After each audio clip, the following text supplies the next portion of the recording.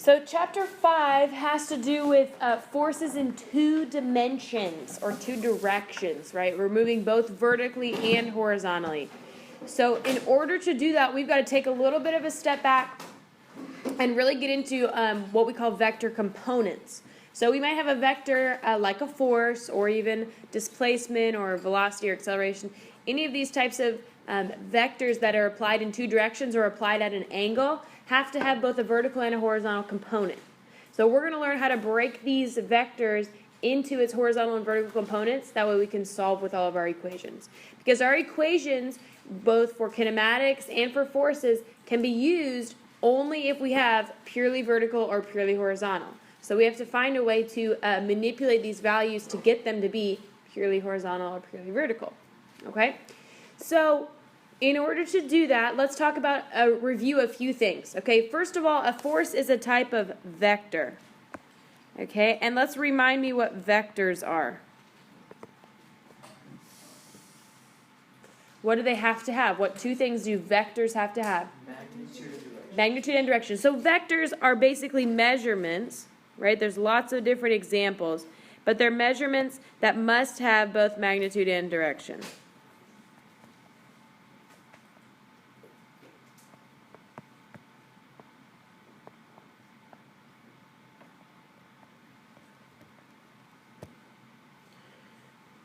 Okay, and so forces are an example of these. Got to have magnitude and direction. There's lots of other examples of vectors. Okay, forces is an example. What are some other examples that we've talked about that are examples of vectors?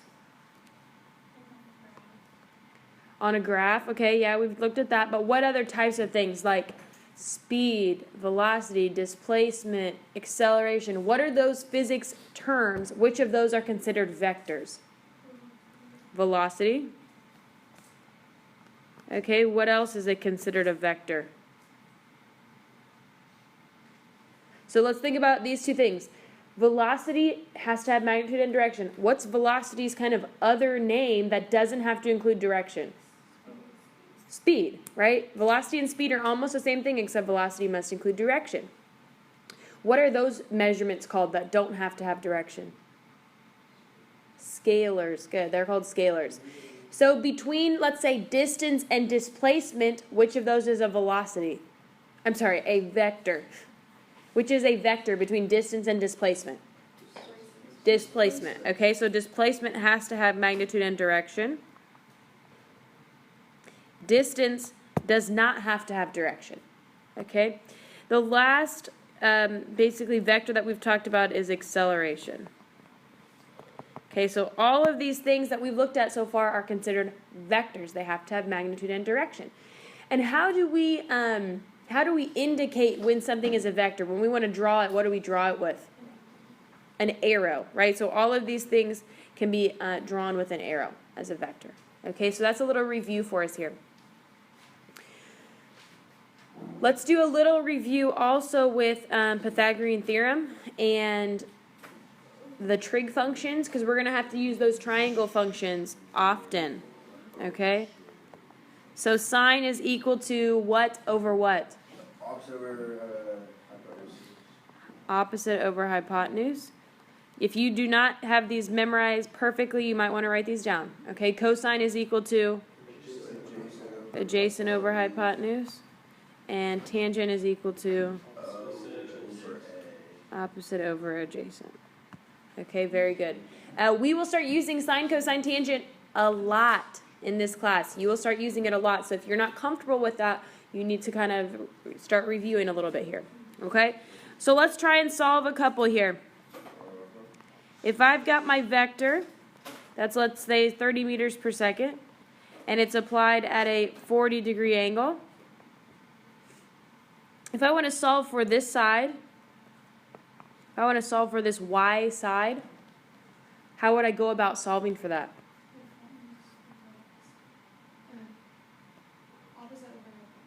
Opposite over hypotenuse, right? The y side is opposite of our angle. So we would say sine of 40 degrees is equal to y over 30. Okay, does that look familiar? Another another way that I might write this is we're going to multiply these two together. So I would usually write it just type 30 times sine of 40 equals y. Does that make sense? Does that annotation look familiar? Okay, good. You should be able to plug those in and solve for those. Okay? Let's say now that are there any questions over that part? Okay. Let's say now that I wanted to solve for the angle. I know my vertical component is 17 meters per second, and I want to solve for this angle. How would I go about doing that? Isn't it side angle side? I'm thinking about still using the trig function. So sine, cosine, tangent. Opposite over hypotenuse, so it would be sine of question mark is equal to opposite over hypotenuse. What do I need to do in my calculator specifically? Yeah, if I'm solving for my angle, I have to use second sine of 17 over 30. Okay, so I would say sine -1, that's what it looks like, 17 over 30. So let's go ahead and have everybody plug that into your calculator. Please make sure that your calculator is in degrees, not radians. It needs to be in degrees. So the way you find that out is you hit mode, make sure that degrees is darkened.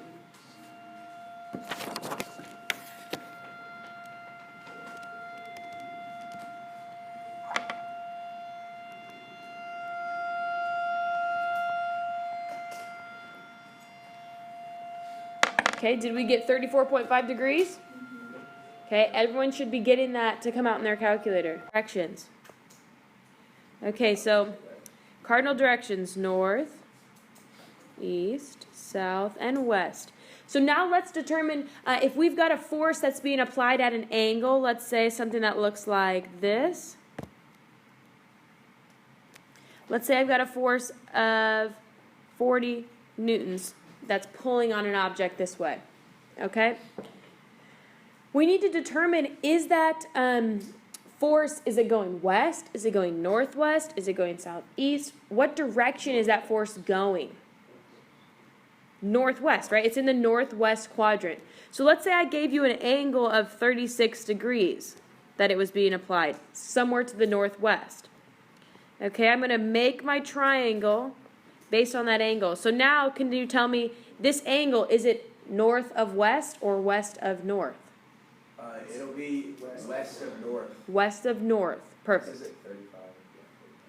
Okay, 36. This one says 36. Okay, but west of north. And let me show you how we got that conclusion. Okay, first of all, when we draw our triangle here, our triangle is going to have to be touching one of our axes, one of our cardinal direction axes. Okay, so it's going to be touching one of our axes. This one happens to be touching the north axis. So from there, we determine, is my angle east of north or is it west of north? It is west of north. Okay, so first you determine which axis it's touching, then you swing one way or the other. Okay, some people can just see this right off the bat, and that's great. Some people can't, so we're going to go through it a little bit. Okay, let's try a different angle here. If I give you an angle that is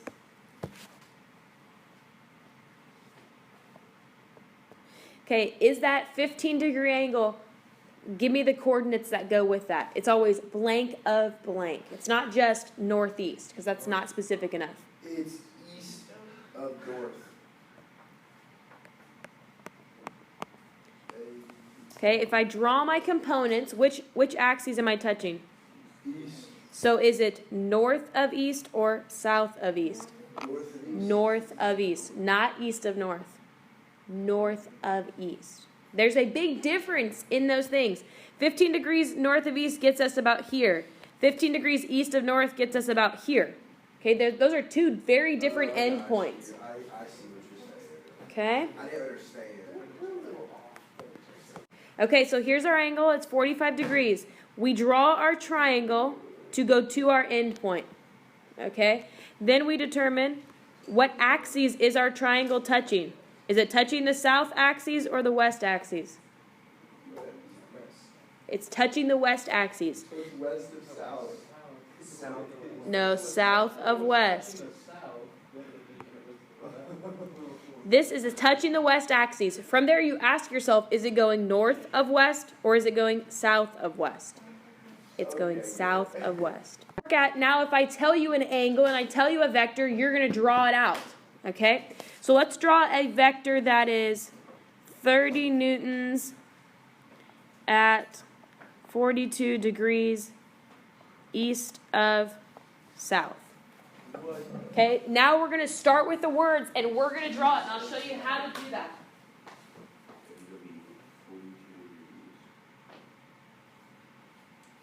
The first thing that we do is draw our coordinate system. Okay? It can be small, it doesn't have to be big. Usually when I draw my coordinate system, I just start with a little crosshairs. That's it. I don't need to draw a big, huge coordinate system. Okay, I usually just start with a little crosshairs.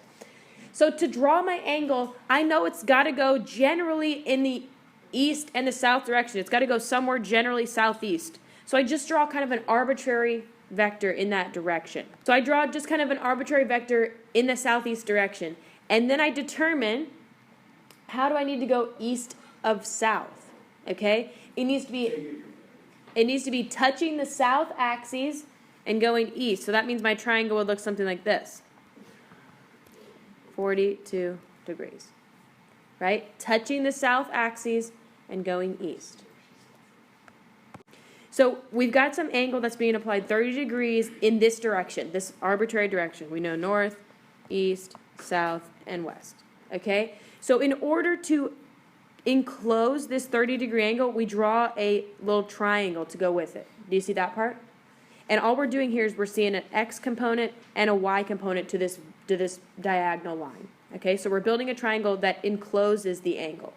Does that make sense? So we have to make sure the angle goes inside that triangle. So that's going to give us the angle right there? Exactly. Or it's going to tell you it's 30 newtons at 40 degrees, blah, blah, blah. I thought we had the right angle and just take out Yeah, they're going to give you the angle and they're going to give you the force that goes with it. Okay? So we close the triangle, then we determine what axes is it touching. In this case, what do you think? It's touching the west axis, so then we say, is it north of west or south of west? North of west. Okay? I have some sort of a box, and I'm pulling on it with a rope. Okay, so let's look back at our free body diagrams now. So I've got an object. I'm pulling on this with a force of 98 newtons at a 26-degree angle. Okay, here's the rest of my free body diagram. There's my gravitational force, my normal force. Okay, so these are the types of problems that we're going to have to start applying. Okay, so let's just look at how we're going to break this down first. I've got my free body diagram. I'm pulling on my object with a diagonal force. Do we envision what that looks like? Okay, so right here, I'm pulling on this table diagonally. I'm trying to pull on it diagonally. So I have to break it now into vertical and horizontal components. So the way I do that is I'm going to enclose my angle in a triangle.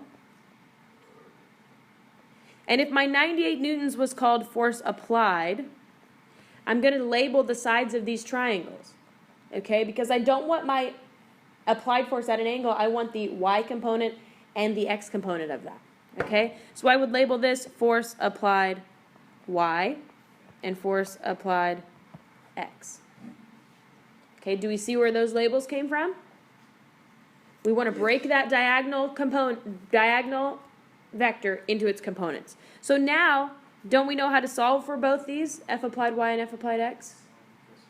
Yeah, using our trig functions, using that sine, cosine, tangent. Okay, so let's solve for applied y first. F applied y. To solve for that, are we going to use sine or cosine? Sine. We're going to use sine because it is opposite of this 26-degree angle. Opposite. So we're going to take our hypotenuse times sine of 26. Make sure your calculator is in degrees. Okay, and let's plug those in.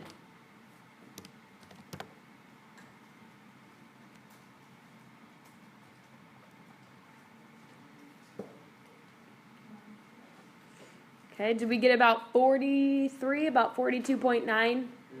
Okay, 42.9 degrees. Okay, or 43 if you round up, that's fine. No, you're right. You're exactly right. Sorry about that. Okay, Eric's right. If we wanted to label this, what would our units be? Newtons. Good, because it's a force. It's a component of our force. Very good. Newtons.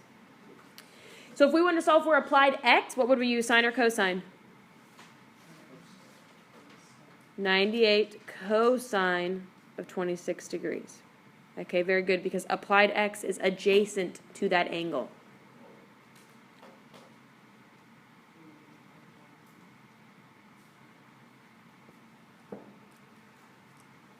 Okay, which gives us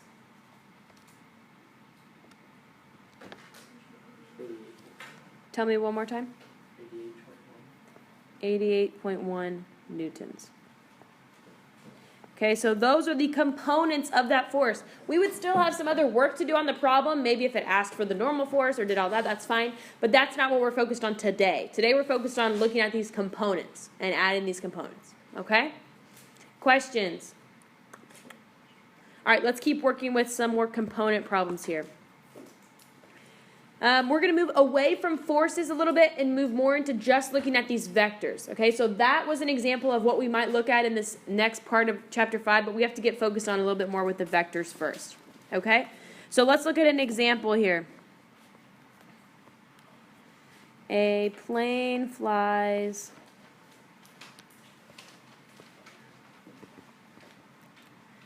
500 kilometers at 65 degrees north of west, then flies west for 800 kilometers.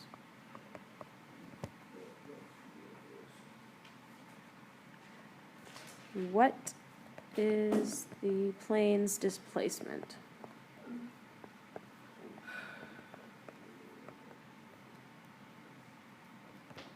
Okay, so now we're getting back to kind of just basic vectors. I gave you a peek into what we're going to do with it with forces, but now let's go back to just basic vectors, and we're going to start adding vectors here. Okay, so this is vector addition, if you wanted to label what this is called.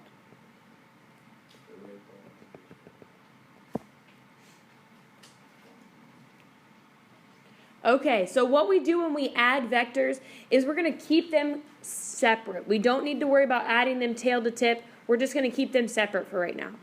Okay?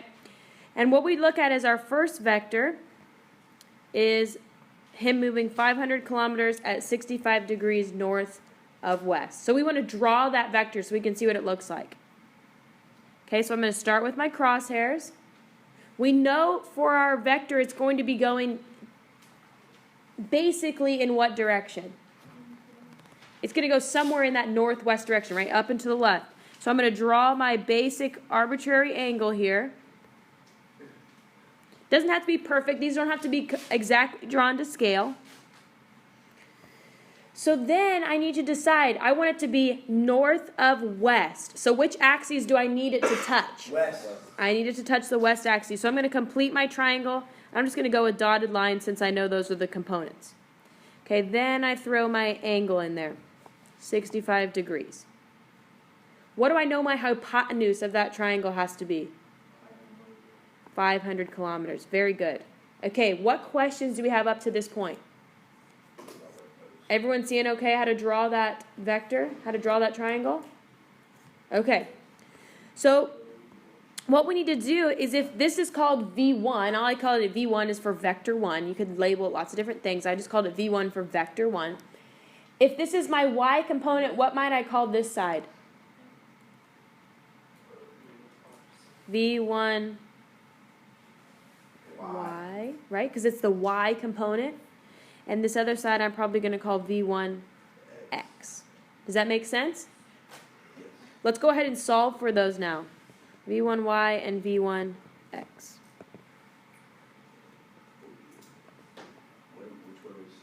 Let's go for Y first. Let's solve Y first. Okay? Now we talk about, is this Y component opposite or adjacent to that 65 degree angle? It's opposite. So we're going to take 500 times sine of 65 degrees. And then for the x component, we're going to take 500 times cosine of 65 degrees. Sine is 453.2. And our units for this would probably be kilometers, because that's what our hypotenuse was in. That's all right. Okay, what did we get for the x component? 211.3. Okay, so what this is saying is as this guy was flying in that northeast direction, he really traveled 453.2 kilometers north and 211.3 kilometers west. Okay, to get to his final destination, that's what he had to do. He had to go west 211, and he had to go north 453. So for our second vector, let me change colors here. Second vector says is going just west. So I'm going to call this one V2. When I draw my vector, it's just going to go like this. There's not even a triangle, right? There's nothing, no angle to go with it. It's just going west. We're still going to find its components, though. We're going to say V2y is equal to and V2x.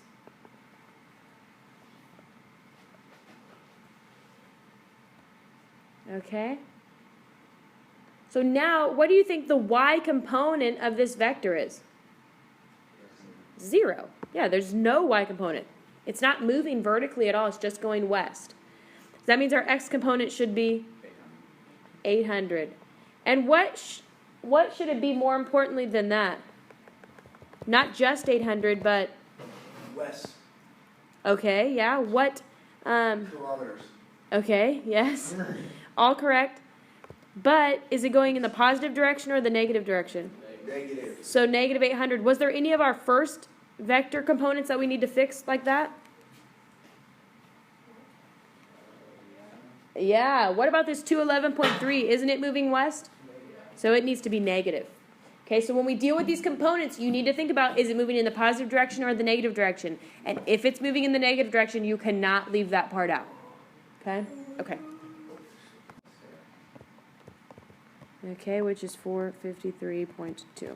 Okay, so what we did here is we took the x components and we added them together for vector resultant x and vector resultant y. Okay, and we want to find the components. Now, these are both of the components for our final resultant vector, right? What's it mean to be a resultant vector? Yeah, good. The sum of all vectors, or the other ones added to get to that. Good. Okay. So here is our last part. We're going to draw a new triangle based on these components. Okay, so I start with my little crosshairs. When we draw this final triangle, it does not matter if we go vertical first or horizontal. It makes absolutely no difference. Okay, it makes no difference. So I'm going to go with horizontal first because it's listed first right up here. And I need to go west 1,011.3 meters, or kilometers.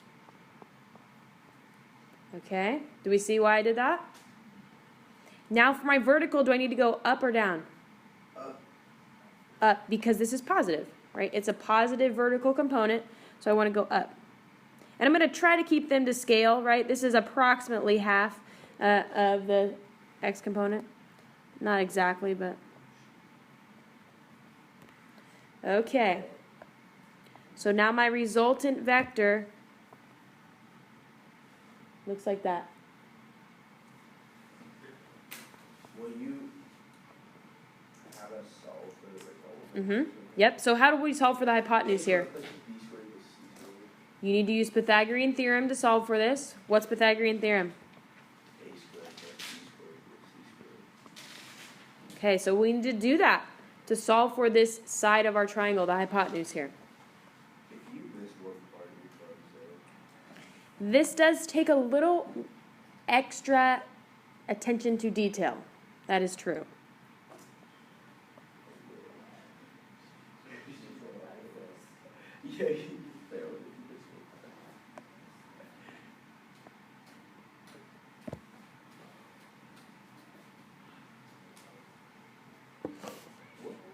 Okay, let's take a look. This is what our vectors, original vectors, look like if we added them tail to tip, right? Here's our first vector that goes northwest and our second vector that goes straight west. Doesn't this vector and this vector look pretty similar? They should look exactly the same because that's exactly what we did. We just broke them into x and y components, okay?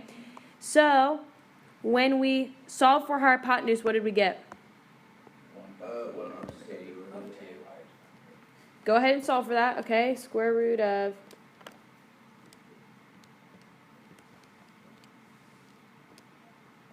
Okay, Keaton, what did you tell me you got? 1,108.2. Okay. Do we agree there? Okay, and now we have to find the angle that goes with it, because we know that total he's traveled this many kilometers, but we don't know in what direction did he travel. Okay, so we want to find his total end point from his start point. Okay, and so how do we find this angle here? If we've got the opposite side and the adjacent side. This is what I'll tell you about solving for this angle. I would go with these components because what if you solved this part wrong? Then your angle's wrong too. Okay? I'd go with these components. So we'd say second tangent of opposite over adjacent.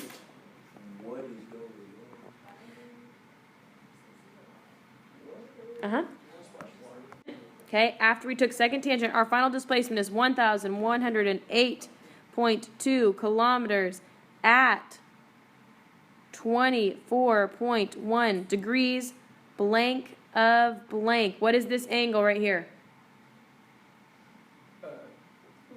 West. No, This angle in our triangle. Right here. North of west. Perfect. That is our final answer. All of that work goes into that answer. Okay, we're going to add these vectors. 15 newtons east, 87 newtons north, and 43 newtons at 43 degrees west of south. Wait, so they're all at that? They're what? Or is it just the last one? We're going to, no, just the last one is this angle. This one is east. This one is straight north. This one is west of south. Okay? So we're going to add all these vectors together. So our overall goal is to find a resultant vector between these three, which has to have magnitude and direction. Okay, do we understand the goal there? Okay, so let's start with vector 1. Okay, that's what I'm going to call this one. We'll do another one in a different color so we don't get confused. Okay, so let's start looking at this first vector. The first thing we do when we see these is we need to break them, each vector, into x and y components. Okay, so let's start back with V1. It says it's 15 newtons east. That's it. That's pretty simple, right? So what's V1x and V1y? Okay, first step is to break them into components. V1x is equal to 15. Okay. V1x, is it positive 15 or negative 15? Positive. Positive, good, because it's moving east. What's V1y? 0. 0, good, because it has no component. So even if you saw something with a 90 degrees right there, don't let that angle throw you off. Like it's not doing anything, okay? I'll never throw a problem like that, but sometimes our homework assignments do, okay? Just understand this has no vertical component. Do we have like one problem for over decided or something? Because this will take hours. It won't take hours. Once you get going with it, you got a process down. You'll start moving here. V2. Okay, 87 newtons north. Draw your vector 87, V2x and V2y. Okay, what's V2x here? 0. 0, good. And what's V2y? 87. 87. In the positive direction. Good, they're both positive. Look, you already did 2 out of the 3. Just got to do the last one. Okay, V3. And I'm just labeling with the V because that means vector. You could label them with force or whatever you want. That's fine. Okay, V3. West of south. Not north. That's newtons. 43 newtons west of south. Okay, so we're going to draw it in this direction. Let me move it up a little bit.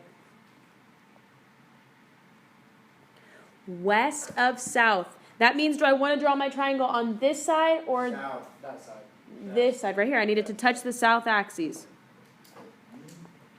Okay, so my hypotenuse is 43. My angle is also 43. Okay. So what would I label this side as? Y. V3y, good, and V3x. Now let's go ahead and solve for those. X is Negative 43? No. Once we break down this vector into x and y components, we don't use that anymore. Okay? So let's break this down. If we solve for x, are we using sine or cosine? We want to use sine. Good. So we'll say 43 sine of 43.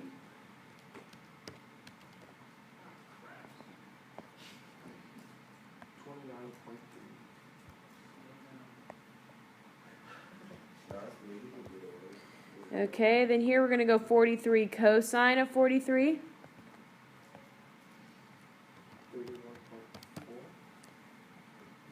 It's really important that you understand x is not always sine and y is not always cosine or blah, blah, blah, blah, blah. Okay? Do either of these need to be positive or negative, or what do we think? They both need to be negative, so I'm going to make it big so we can see it. Okay, they both need to be negative because the y component is going south, the x component is going west. Do we see both of those? Okay, very good. What's the next step? We've got all our components. Now what's the next step? Add them together. Perfect. Very good job. We're going to add them together. So I'm going to say VRX and VRY. Let's go ahead and add those together.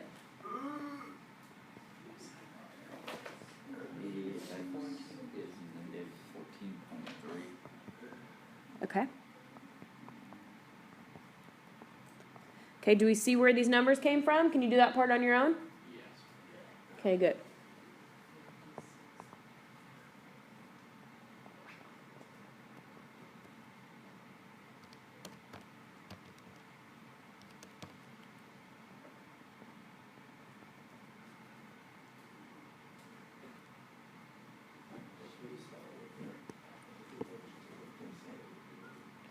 Okay, do we agree here? So now, what's our next step? We've got our resultant components. Build your new triangle. Build your new triangle. Very good. I'm going to do it up here in the corner. So I'm going to start with my little crosshairs. It does not matter if we go horizontal first or vertical first. It makes no difference. Okay? So I'm going to go negative 14.3. And then I'm going to go... Oops, I want to go positive, silly me. I'm going to move my crosshairs a little bit. Okay, so I want to go negative, then 55.6 and 14.3. We don't have to include the negative 14 here in our triangle because we drew it to the west, so we already took care of the direction. Okay, that means our resultant looks something like this. And we always have to find the angle that goes with it. Okay, so how do we solve for the resultant here? Okay, we use Pythagorean Theorem here to solve for the overall resultant. So we take square root 55.6 squared plus 14.3 squared.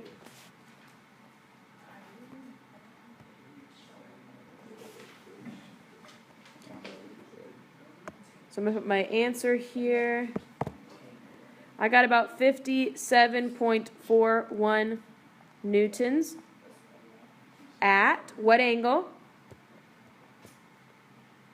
Okay. I got 57.41. Okay, it just depends. Second tangent, good. So we're going to go second tangent of opposite over adjacent.